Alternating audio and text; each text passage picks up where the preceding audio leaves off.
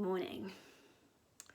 So today I just wanted to share a few thoughts on how to help deal with the meeting Tetris, which I'm sure I'm not the only one that's experiencing in their work diaries.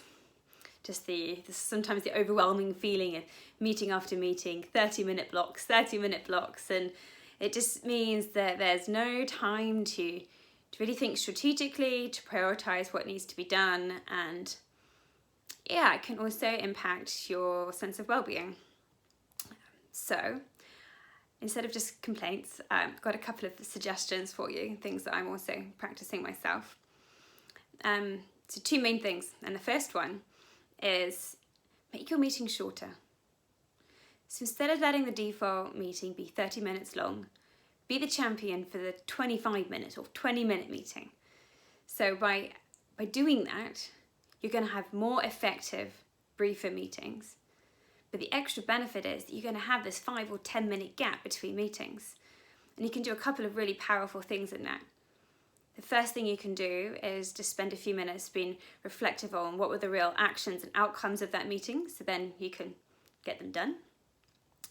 And then secondly, you can just spend a few minutes moving, some mindful movements like some breathing techniques, a few yoga stretches, maybe you fancy doing some jumping jacks or something to get your heart rate up, but just spending a few minutes just moving around means that you're not going to take any, say perhaps there's been a frustrating meeting in any sense, and it just leaves you that time to pause and not allow the frustrations of a previous meeting to follow on into the next one. And instead you get to start fresh, ready to listen and fully engage in whichever next session that you're needed at.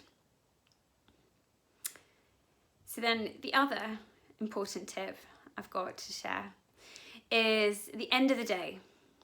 Now, before we were all working from home, the end of the day was sort of pack up the computer, either leave it in your locker, maybe take it home, and you had more of a distinctive end to your day. But whilst most of us are working from home a lot, that's harder to have.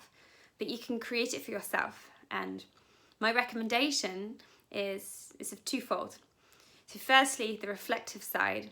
Spend maybe 5 minutes, 10 minutes, sitting down at the end of your day, deciding on or noticing on what you've learnt, such as what went well and what could be better next time. And secondly, setting your priorities for the next day. So this reflective piece is actually similar to CBT techniques, that's cognitive behavioural therapy, and it's really good for helping reduce rumination on dwelling over thoughts, rumination about the past, but also is really effective for reducing any anxieties about what's to come. The idea is if you write it down, you know that you're set for tomorrow, but you could just stop thinking about it because you can trust that it's written down on your piece of paper, on your digital or paper notebook, and you can now end your day knowing you are fully well prepared for the day to come. My final tip there would be to then pack the computer away and do something, like move. So maybe go on a fake commute, like go for a 10-15 minute walk around the block. Maybe you've got a bike, you want to go for a bike ride, some yoga movements, any kind of movements, but change your scenery. Get out of the same room, go somewhere else. Going outside is really powerful, and just make there be a distinction between work time ending and now you're entering into home time, so that you can be fully present with your family members, with other hobbies and passions you might have in your life, and then hopefully when you wake up the next day, you're going to feel great. You're going to feel ready to take on the work day, perform your very best, and be in sort of a rejuvenated state and ready to excel. So I'm personally practicing those. I find them useful.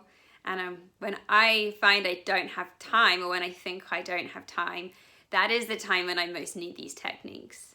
So I would love to know, if you do try them out, how they work for you, and if you've got any other particularly useful techniques for yourself, please do share. Love to hear from you. All right, have a good day. Bye.